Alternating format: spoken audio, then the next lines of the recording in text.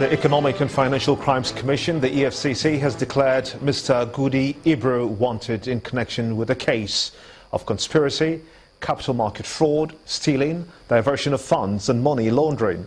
In a public notice on EFCC's website, signed by its head of media and publicity, Wilson Wujaren, Mr. Ibro is alleged to have diverted billions of naira and assets belonging to Ikeja Hotels PLC for his personal benefit.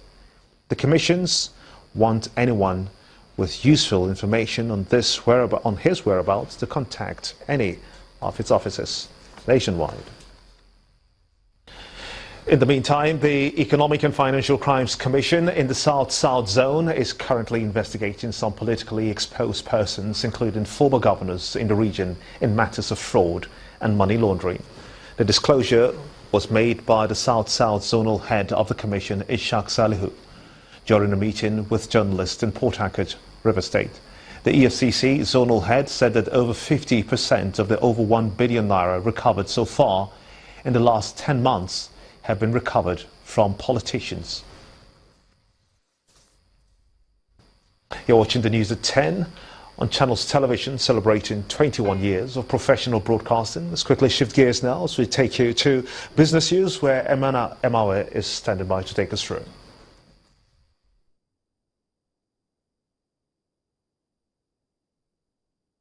You first.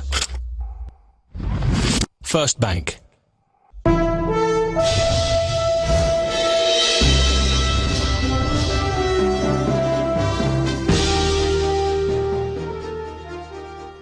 Good evening. Welcome to Business News. The Central Bank of Nigeria has cleared the air on the current state of Nigerian banks, saying that its lenders remain well capitalized. The CBN was reacting to a recent report by Dubai-based investment bank Arkham Capital, which claims that 7 financial institutions in the country are undercapitalized to the tune of $3.2 billion. The central bank explained this today at its bankers' committee meeting in Lagos. Our correspondent Temple Ashaju reports. This briefing is the session that follows the 329th bankers meeting with some central bank executives and selected financial institution chiefs. It begins with the CBN's Director of Banking Supervision, Mrs. Tokumbo Martins, explaining banks' resolve to put retrenchment on hold in the industry. Whatever rumors have been flying around about there's mass retrenchment, that's happening or going to happen is not true. That one we confirmed today. There was a rule that was put in place that people are not allowed to withdraw more than $50,000 across the industry on their Naira debit cards. If people continue to breach that rule, they will lose access to this money. Next is the update on foreign exchange, and the CEOs agreed to disburse more to manufacturers amid plans to deepen financial literacy across institutions. We discussed how to improve supply of foreign exchange to our manufacturers, the lifeblood of this country, of our economy, so that they can continue to produce, so that they don't lay off, so they can also achieve, good cost, a good level of costing. Part of what we discussed is the need to continuously improve on financial literacy, and part of the resolution is for the entire industry as a bank to play an active role in the upcoming World Savings Day celebration. The meeting provides opportunity for just one question, and it centers around the foreign survey that faults Nigerian lenders as undercapitalized. Mrs. Martins dispels the report. Apart from the capital buffers that they already have, they also have capacity to generate income to also absorb those losses if they do arise. And then the loans are non-performing. Can they reperform? Yes, they will, because the underlying assets are still there. The banking sector outlook may appear bleak, but there seems to be light at the end of the tunnel as the lenders continue to explore alternatives to beat their current non-performing loans of about 11%. Temple Ashaju, Channels Television News. In the meantime, OPEC Secretary General Mohamed Bakindo has been explaining what lies ahead at the next meeting of all producers in November.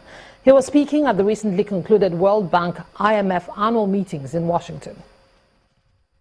Accord had also set up a high-level committee that will design the implementation of this agreement to put the building blocks. This committee would begin to meet soon in Vienna. And in addition to establishing this committee, the conference had also mandated us to continue with the extensive consultation, particularly with our non-OPEC partners, who are also very in participating in this agreement. OPEC Secretary General Mohamed Barkindo. Now, key indicators on the local bourse closed marginally lower, while the market capitalization dropped by 2.4 million naira today, following sell pressure in the industrial and consumer goods sectors.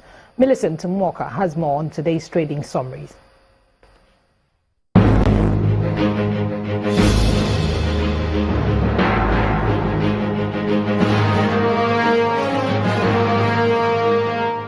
Hello and welcome to the Stock Market Report.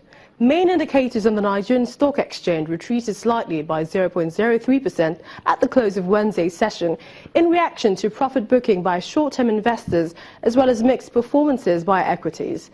Market breadth was negative, with a 13 gainers led by Caviton, NCR and Seplat, while the losers category recorded 20 decliners led by USC Property Development Company, eTransact and Learn Africa.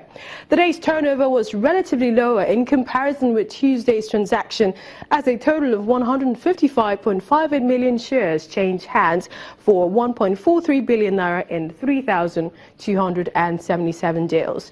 GT Bank and UBA sold over 28 million shares apiece, while Transcorp pulled 14.7 million shares to emerge as the top three most active stock.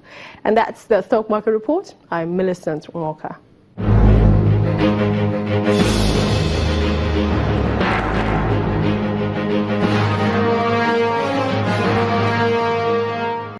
Thank you, Millicent. It's a second day of decline for some of the world's major stock markets this week, but Wall Street managed some gains after the release of the U.S. Federal Reserve's September meeting minutes. Here's how the markets ended today.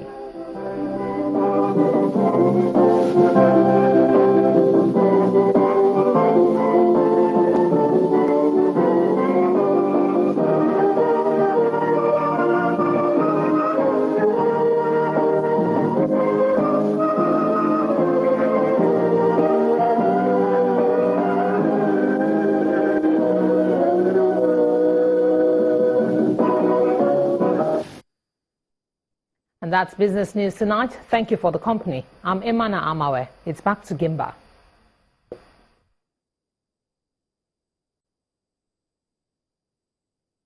You first. First Bank.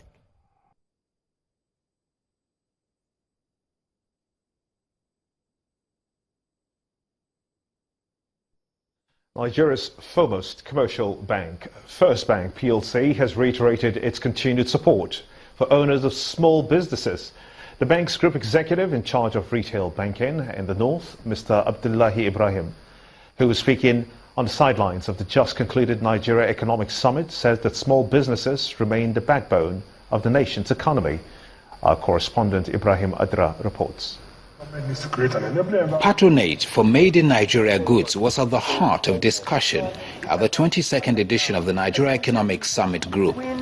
For 3 days, business executives from the public and private sector, including government officials, converge on Abuja to discuss business and other economic matters. First Bank PLC featured prominently, underscoring the fact that the bank has supported the summit for over 2 decades. We have identified the NES, which is the National Economic Summit, as a platform for driving this initiative. As the country works to get out of recession, First Bank has a response: boost small and medium-scale enterprises. We have dedicated significant resources around providing the necessary support for the SMEs to thrive. Away from the high-level economic discourse, First Bank gave participants and its customers a treat. It was a cocktail with a blend of comedy and good music. and some dance steps from an elated winner of a raffle draw. Kudos. First class. I'm a customer for life. While the fun lasts, the bank's group head, Marketing and Corporate Communications, spoke on other plans to stimulate the economy while providing excellent banking services. We would like to see a Nigeria that is self-sufficient, that is truly diversified, that finds reward, fulfillment and satisfaction in Made in Nigeria, because there is a pride in Made in Nigeria. So you can be rest assured, Nigeria can be rest assured that we will make it happen. As this year's event rounds off, First Bank has made yet another good impression, one it promises to back up with action. A prospect small and medium-scale business owners are looking forward to explore. Ibrahim Adra, Channels Television News. And next on the news at 10, Alexander Zhukov steps down as the president of Russia's Olympic Committee amid state-sponsored doping scandal. That's the sports news. Stay with us.